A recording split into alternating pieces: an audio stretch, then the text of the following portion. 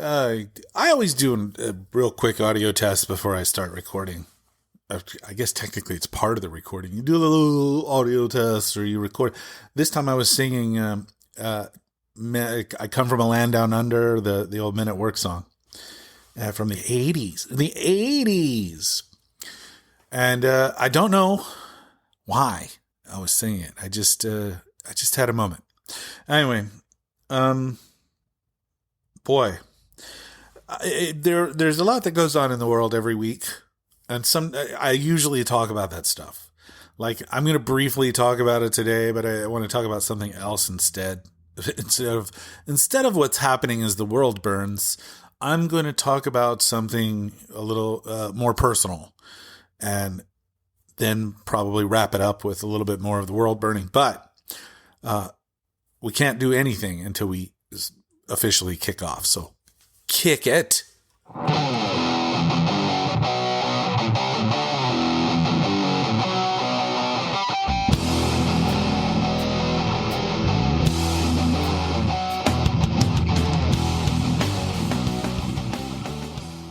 Welcome back to Trent Takes On 2.0.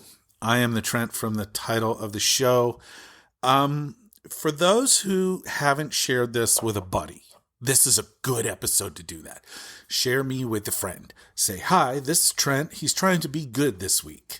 He's not always good. Sometimes he's really upset, and sometimes he's really, like, I don't know, what's the word I'm going to look for? Fucking vulgar. He's very vulgar. He uses he drops F-bombs, and he gets real upset. And that's totally, par for the course. When you listen to the content, you kind of get it. Like, there's a reason to be outraged sometimes. But share this with a friend this time just because I'm curious to see what people will say about an episode like this one, where we're going to talk a little bit about, me for a change. I talk about my feelings a lot. I talk about my ideas. I talk about my response to things. But sometimes I forget that the people who listen to your podcasts don't actually always know you. Sometimes they do. Some people in my real life actually listen to the podcast. And for those of you who do, hello. I am a relatively moderately keeled human in public. But behind the scenes, I come from... Here's where that song came from. I come from a land down under. No, I come from a family of bipolars. Bipolar disorder runs rampant through my family history, from my grandmother to my mother and her aunt and her sister, my aunt, to my sister and me, and probably to her kids. My eldest kid seems to have avoided this, although I worry about the young ones sometimes. What is bipolar disorder? It used to be known as Manic Depression. It's an inability to curb the emotional responses that you get from your brain. So when you get mad, you just get more and more and more mad. When you get sad, you just get more and more and more sad. And then the manic part of it is when you feel joy, when you're happy, you get more and more happy. And you go through cycles of manic ups and depressive downs. And they're almost impossible to control. It's impossible to dig your way out of them. Turns out this is your brain generating chemicals that bring you pleasure or anxiety, fear, sadness. Like, there's a lot of chemicals going on in your brain that make it feel different ways. And sometimes it doesn't work perfectly. Okay. You can live a perfectly normal, mostly normal life with any kind of chemical imbalance you can think of, really. There are a lot of medications and a lot of treatments now that can help you control any disorders you might have. My mother, my sister, my aunt, and my grandmother were all on medication. I believe my aunt was on, I'm not 100% sure. My sister still is, to the best of my knowledge. My mother was until she passed away. My grandmother was until she passed away. The idea being stay even keeled. I tried a drug called Wellbutrin, which is a real mild, it's kind of a mellowing. It's supposed to have a mellowing effect. And the side effect of Wellbutrin is it makes cigarettes taste terrible in 40% of people. So it was widely prescribed, I guess still is, for people who smoke who want to quit. I took it for that reason, and because I kind of secretly hoped it would help. I didn't like it. It didn't like the way it made me feel. I felt like I wasn't entirely in control, and it did not affect the way the cigarettes tasted. So I kept smoking until a few years ago when I quit without assistance. So how do I deal with it? When I was young, it would cripple me. It would absolutely cripple me. If I got broken up with by a girlfriend, I would be depressed for months. Couldn't get out of it. That was commonplace in the teenage trend. It was bad times. I hope my daughters don't have to go through anything like that. It was unpleasant. It was unpleasant for my mom and anyone around us. I started talk therapy in my mid-20s, 23, 24, 25, somewhere in there. I don't even remember exactly when. I remember the doctor, his name was Enright. His last name was Enright. His first name was Mike. And he was just a therapist. And his was the diagnosis that, he says, I hate to diagnose people, but, what you described to me sounds a lot like bipolar disorder. He was just a therapist. He could not prescribe any medications. I got that medication Wellbutrin years later from an actual medical doctor. I was also seeing a psychiatrist at the time, for the record, and the psychiatrist prescribed the exact same thing. So it was one of those things. Enright, Mike, told me that I obviously had trouble controlling my moods. I mean, that was pretty straightforward, right? And when I talked to my mom about that, she discovered that was, she was going through the same thing. And so she reached out to her mom, who had also recently been seeing a therapist and had also received the same diagnosis. So they all went on medications, including my sister, who went to therapy for quite a while as well, in an attempt to try to find some way to level out the peaks and valleys. And that's what I did through talk therapy. For me, it was about feeling those things coming and being able to mute them ahead of time. Almost like I worked in audio at the time, and there are certain audio engineers, they refer to it as riding the faders. You have to ride the faders. The faders control volume on or output on the mains, the actual sound that you hear.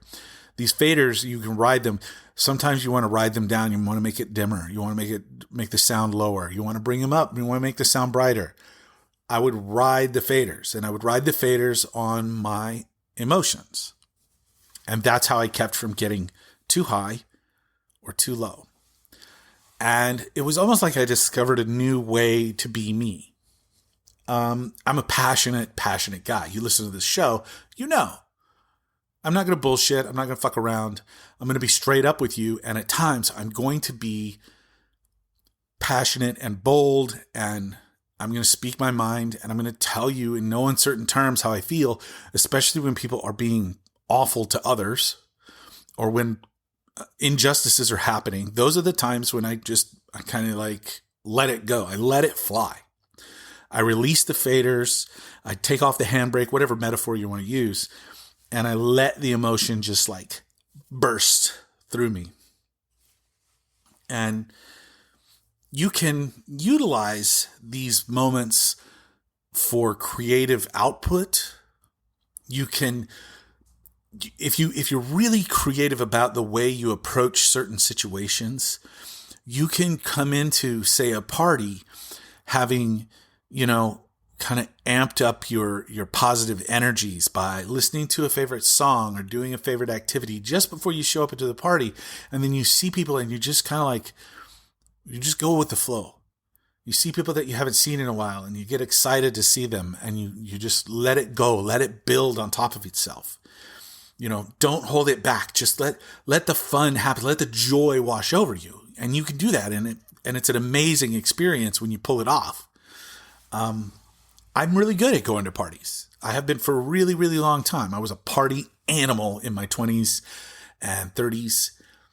And now I'm dormant. But every once in a while I'll have, like a party. I'll get to go to a party and it's like I never left. These days, these times become really difficult because everywhere you go, the news is horrible. Everything you see is bad. Everything you see is people being hurt. And that is a real issue. That's an issue because those of us who have heightened senses of empathy feel what it's like to be in those people's shoes. When I hear the stories of a 4-year-old girl who is undergoing life-saving medical treatment. This is medical treatment that if she loses that treatment, she will pass away. She will die. She's 4. Her name is Sophia. She's in LA. That's how close she is to where I am. And this is a story that just came out a couple days ago. She and her family were allowed to come to the United States on a humanitarian visa in 2023 in search of life-saving treatment for this child, because she has a disorder where she doesn't extract nutrients from food. So she's dying of malnutrition unless she receives this really specific treatment all the time. She's literally in treatment at home. They treat her at home 8 hours a day. And she has to be in a doctor's office every 6 weeks, or she'll die. They say she won't last more than a few days. In April of this year, the Trump regime withdrew that visa, that humanitarian visa. And they actually mentioned that in the email that they sent and told them that they were to self-deport.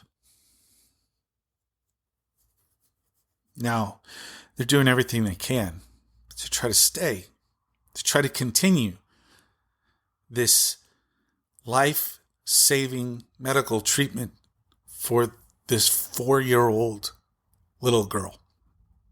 As a girl dad, I have 3. I would move heaven and earth to save them. I would throw myself in front of whatever train I had to do anything I could to protect them. So my empathy just for this situation is like I put myself in that moment, in those people's shoes, and I think about how absolutely terrifying it is. And that can get me down pretty easy. And you can see how this works, right? So sometimes I have to ride the faders on the news a little bit. And I've noticed my partner, my wife, seems to have a similar issue right now. And her outrage meter is like pegged. It's just all the way at max. And every time another corruption story comes out, she's ready to like lose it. And this week it's like selling pardons. Basically, this guy is selling pardons. He's giving pardons to a bunch of people who are completely undeserving of pardons. People who were convicted by juries of their peers and sentenced by judges of every president, nominated and put on the bench by every president imaginable. And he's just pardoning them. This is up there with the January 6th pardons. This is up there with the cryptocurrency corruption that he's taken bribes. This is up there with the $400 million jet. So she's really like every corruption story really hits her hard. And every one of these stories, every one of these human stories hits me really hard. You know, the corruption makes me mad. But the corruption I kind of expected. Like that was, yeah. I didn't expect that 5 months in, we would be targeting 4-year-old little girls who are here receiving life-saving medical care that they can only get here. I didn't see that happening in 5 months. I didn't see them detaining a woman who has been in the country for 48 years, who is actually a United States citizen. Her father was serving in the Navy in the Philippines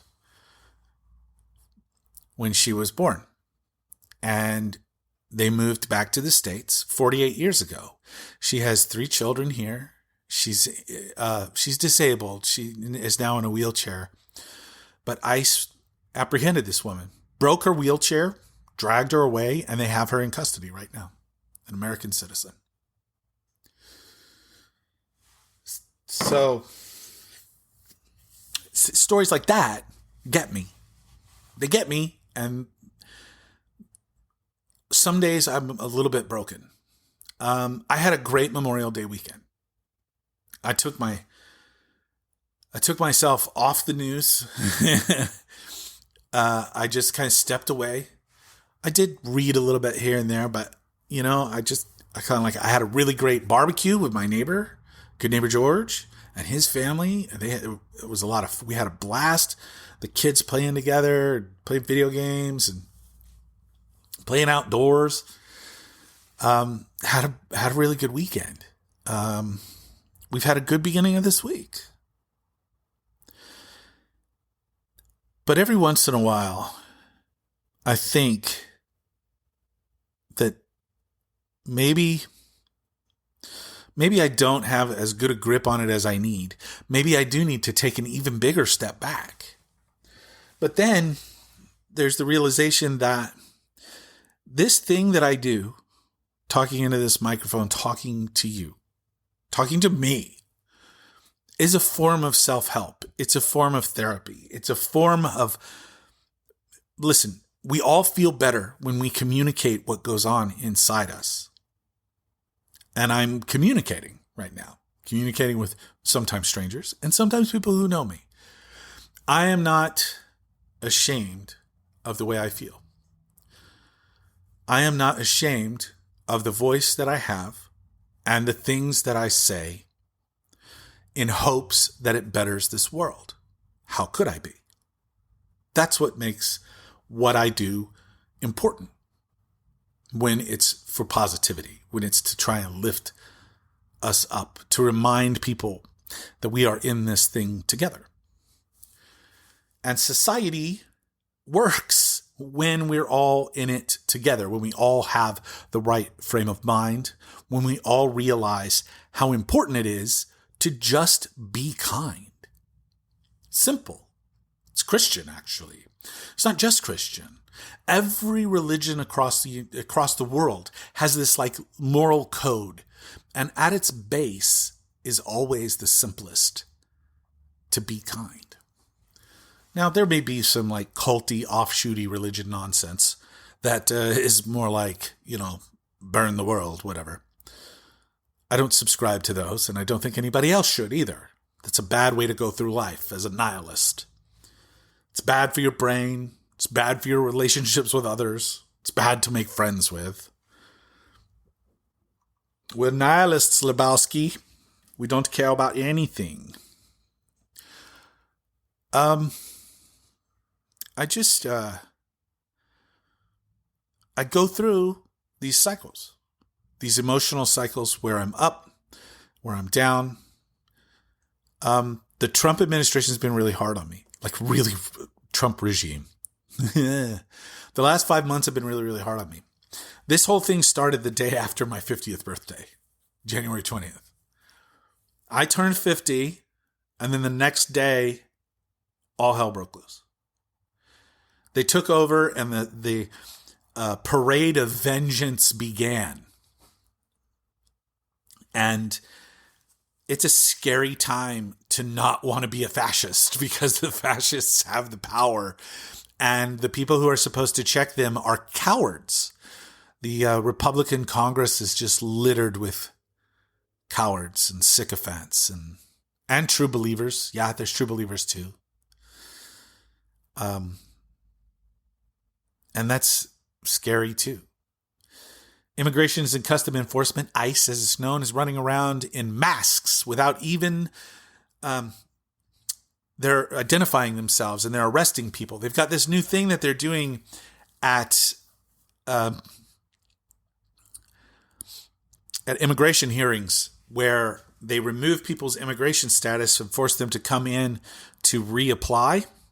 And so the people come in and they reapply, and until their application is processed, they are here undocumented. And what they're doing is they're hanging out and arresting these people after they apply. So they're here doing their legal best to stay in the country, their legal best. See, a lot of these people they claim are here illegally are actually here legally. They're just awaiting their moment.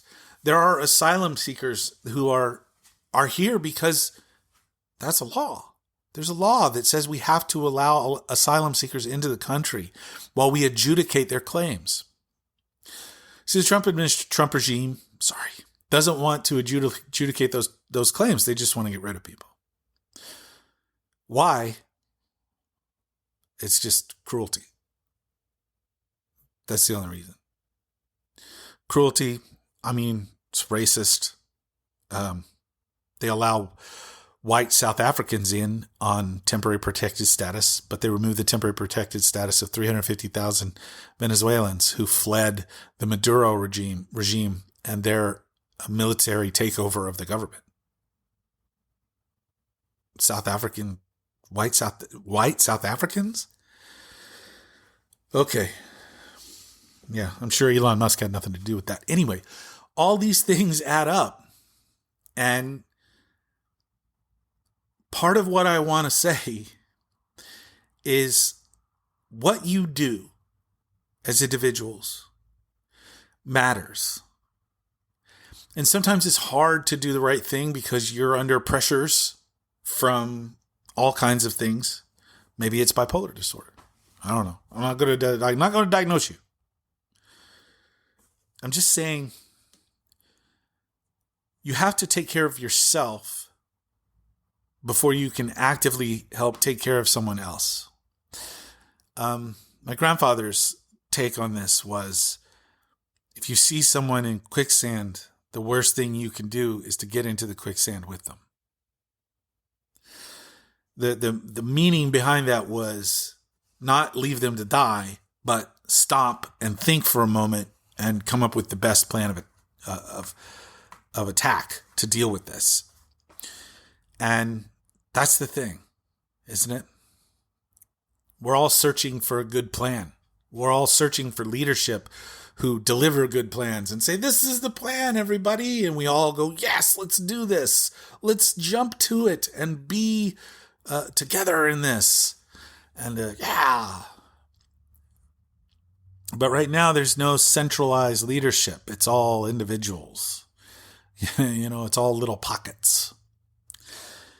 It's all voices that sound somewhat similar to mine, saying a lot of the same things, like fascism is bad and we need to stand up to it.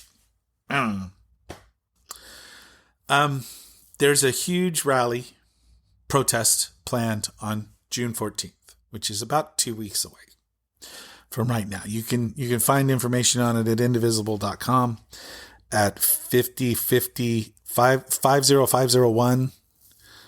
And somebody else is doing it too. Anyway, 50 protests, 50 states, one union. That's what 5051 is.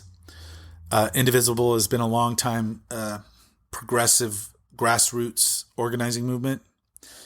So this is the No Kings protest that is going on at the same time as Donald Trump's birthday parade, his military birthday parade. We don't do military parades in this country, even for the birthdays of the armed forces or for the country itself. There was no giant military parade in 1976. Minted a special quarter. That was nice. Always like those bicentennial quarters. I'm going to be protesting. I'm hoping to take the family with me. We'll see how they feel that day. You have to play it by ear. They want to. They're excited. Reach out. See what you can do. It's a little thing, but it feels good to be surrounded by people who have the same values, same ideas as you. Not ideas, but ideals. I came close to pronouncing it properly. We want a nation that works for all of us and not just the rich. We're tired of being stolen from, and that's the thing. That's the thing. They stole our future. They're stealing our future. And we can't allow that. So, stand up. Okay? Reach out. Find somebody of like mind. And if you have to have tough discussions with people in your life, then you have to have tough discussions with people in your life. Supporting this regime is supporting fascism. Plain and simple. This is a regime that does not believe in a separation of powers. They believe that they've got a king. They won 49.7% of the popular vote, and he thinks that's a mandate to do whatever the fuck he wants and stay in power forever. Well, no. That's not what that means at all, is it? If you need therapy, if you need someone to talk to, use whatever work, or I would say, how about state government resources you can find. I probably wouldn't go with the federal government right now, to see if you can get some assistance, because it's important that your mind be right, and that helps you out a lot. That'll make every day brighter. Just be positive and move towards something will help a lot. I can absolutely guarantee that's true. I said I was going to do more of these every week. I still plan on doing that. I had to kind of mute myself a little bit this week because it was a holiday week. The partner had an extra day off work, and I'm taking care of the kids. It's the first week of the kids out of school, and we haven't really figured out our routine yet. It's not going well. This is normal. It happens every year. But I will be back sooner rather than later. So until then, I want to thank you one final time. Thank you for being here with me. Thank you for listening. Thank you for hearing me out. Thank you for sharing this with a friend. Thank you for thinking about the things that we need to think about. This is a war on critical thinking. And if you're listening to this, you're on the right side because you're critically thinking. And I appreciate that. Thank you all so very much. One final time before I go, reach out for help if you need it. There are loads of people who dedicate their lives to helping others who are struggling. If you need that help, it's there for you. Until then, I will be back with you next week. Please be good humans. It's the very least we can do. And I love you all.